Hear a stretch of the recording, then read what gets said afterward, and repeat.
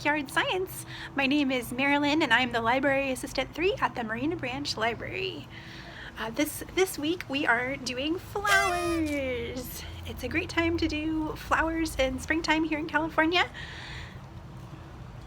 Because now is when, right after the rain, a lot of flowers are blooming, and generally you would go to our beautiful state parks to see a lot of the native California wildflowers, but I think that we can find a ton of beautiful flowers in our own backyards and maybe learn a little bit about some plants on the way. Last week we did bugs, so if you haven't seen that video, you should definitely go back and watch it, and if you find any cool bugs, you should post them in the comments, or if you want to show us your bug hunting getup, or this week your flower viewing outfits, definitely post those in the comments, where we'd love to see how you guys are all interacting with us. But yeah, so this week we'll look at some flower parts and identification. And then we'll also learn about some plants that you can eat and also about nature journaling. Flowers are the part of the plant that helps it to reproduce or make new plants. Now, a lot of flowers are very colorful to attract pollinators like bees, birds, or butterflies.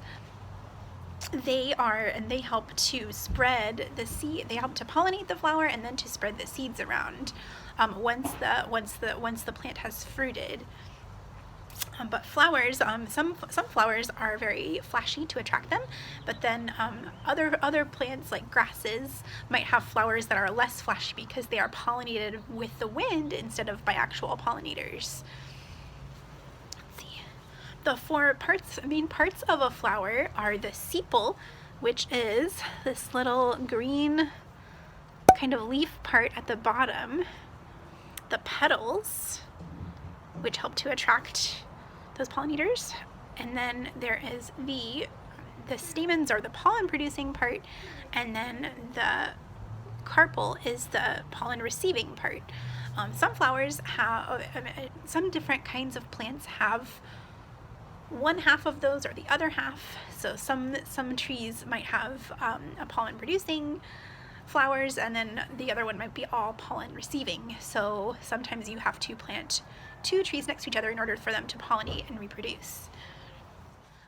When you're IDing a plant, you want to flowers make it a little easier. When it's not flowering season and it's only leaves, it's a little more difficult to identify a plant. So this time of year is a good time to go out and try to look for it. So when you're looking at a plant, you want to look at the number of petals, the color of them, the shape, whether or not they are fused together or not, how they're placed. Are they symmetrical, which means they're all, if you cut it in half, it would be the same on both sides, or asymmetrical.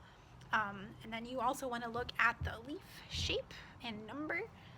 And then also you can look at different characteristics like how the plant feels or smells. This is sourgrass, which is a weed, and it is invasive, which helps it to... Invasive means that it is not native to an area, and it also means that sometimes it will overgrow and choke out some of the native plants, which is what we don't want. But some plants like this sorrel or sourgrass are edible, so you can actually eat the stems, but always ask an adult before you try to do that, or even before you touch a plant, because some plants are dangerous and can hurt you.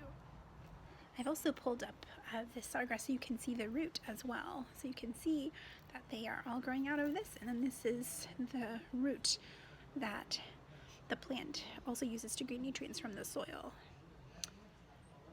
And different plants have all the different kinds of roots, so those are interesting things that you can observe about flowers.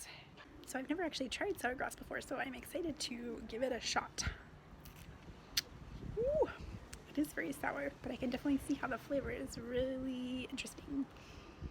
But many different kinds of plants bloom during different kinds of the year, or they fruit during different kinds of the year. For example, we have a nectarine tree in my yard, And it is flowering right now, although it's almost finished because I can see the leaves.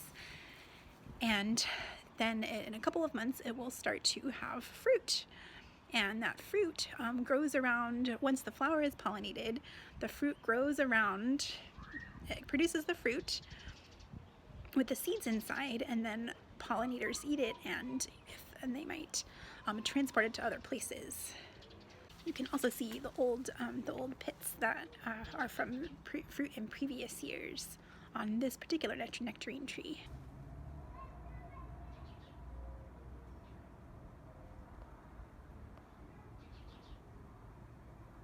Here also is an example of a kind of grass that doesn't have a giant flashy flower because it's pollinated with the wind. You can tell that they're much smaller and less flashy than, say, the nasturtiums or the wood sorrel. These beautiful white flowers are called sweet alyssum or carpet flower. It can be classified as a weed because it grows pretty profusely, but it's still really gorgeous. There are lots of websites and books that you can use to identify flowers. There are even apps now that are available to use if you so desire. So there are lots of kinds of different resources to help you identify plants, but it's still really fun to just go around and look at them and see if you can observe different things about them. Another plant that does very well in our somewhat harsh California climate is rosemary. Now, rosemary is an evergreen herb that you can also use to eat, and you can see it by the purple. You can tell what it is by the beautiful flowers, the purple flowers, and by the hard green leaves that are almost like pine tree leaves. And when you rub your fingers together and smell them after looking at rosemary, that's one of the ways where you can tell what it is. Lemon trees or citrus trees are a little more hardy. And ours, you can really see, is going off right now because I think winter is the peak time for lemons. But in this area, sometimes I think they can fruit all year round. But we talked about the parts of the flower earlier, but it was a little bit difficult to see with the wood sorrel, the sourgrass. But I found another rose in my yard that's very big, and you can really see the parts of the flower. So I'll zoom in. See, here you can really see the petals, and then the sepal has this. This is what is around it's around the flower before the petals unfurl. Here you can really see these little yellow parts on the outside are the pollen producing parts, and then the stamens are these yellow parts around the outside. They produce the pollen, and then the carpel is the sticky part in the middle, and it receives the pollen. So once it receives the pollen, it will grow into a fruit, which we will look at. Fun fact, rose hips actually have more vitamin C than citrus. So during World War II in Great Britain, people were encouraged to make syrup or jellies with them, and that helped them get their vitamin C that they needed because at that time citrus couldn't be shipped very well because of the war. So rose hips were a good way to get vitamin C, and also sailors would carry dried rose hips with them to prevent scurvy, which is a disease you get in your gums when you don't have enough vitamin C, which we don't have to worry about now, mostly because we have a lot of citrus and other things that we can get vitamin C from. Also, indigenous peoples in America would use the rose hips from wild roses for their nutrients as well. Because there are so many different species of plants, sometimes it's difficult to identify them, but sometimes if you know characteristics of certain plant families, then you can at least know what family the plant is in. For example, these spade-shaped kind of lobed leaves show you that this plant is in the geranium family.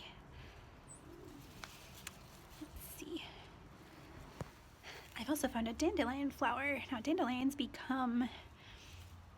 grow into, you know, feathered seeds that blow away with the wind, but this is what the flower looks like before it turns into the dandelion that we know of. I found a dandelion in the seed stage. You can see the plants where, you can see where the plant is getting ready to bloom up here into a flower, and then down here where it's gone into past the flower into the seed stage. So you can see how the wind would carry the seeds away off into a field or to a place where they can set down and become a new plant.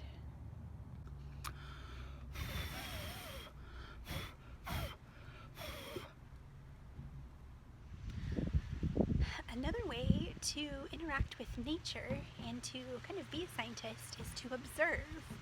Now, scientists generally manipulate the world around them in some way, or look at how one thing affects another, whether through experimentation or looking at how things change between seasons. But naturalists are kind of like scientists that observe the natural history and information about birds, plants, and other kinds of animals. You can put notes about the weather or the temperature. So I have this sketchbook, but you can use whatever with these blank pages, but you can also use notebook paper or scrap paper or any kind of things that you have in your house.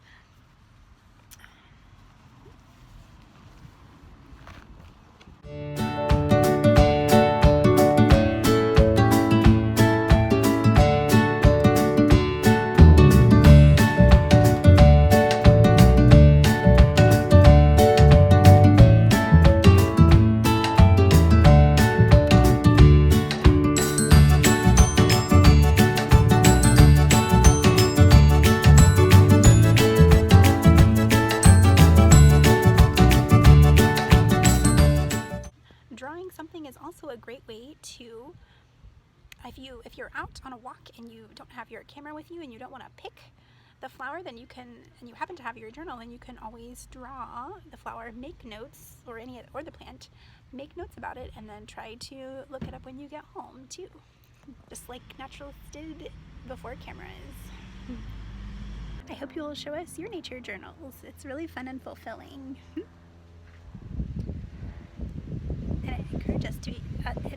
It encourages us to be quiet and observe the world around us, which is a really useful skill to have for a scientist or really for anyone.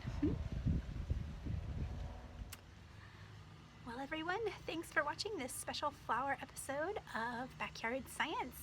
We hope you're inspired to go out and explore, and we would love to see what's in you, what flowers are in your backyard, and then you can take pictures or you can draw in your nature journal. We'd love to see the pictures in the comments. And as always, make sure you take an adult or older sibling with you when you go outside or out in your neighborhood. And feel free to post in the comments and tag us. And also, don't forget to check our online resources for all the different places you can find more information about plants and flowers. I scratched the surface today. There are so many different kinds that you can find and look at, and you can learn so much about the natural world by putting your naturalist hat on and going out and observing beautiful nature. Right?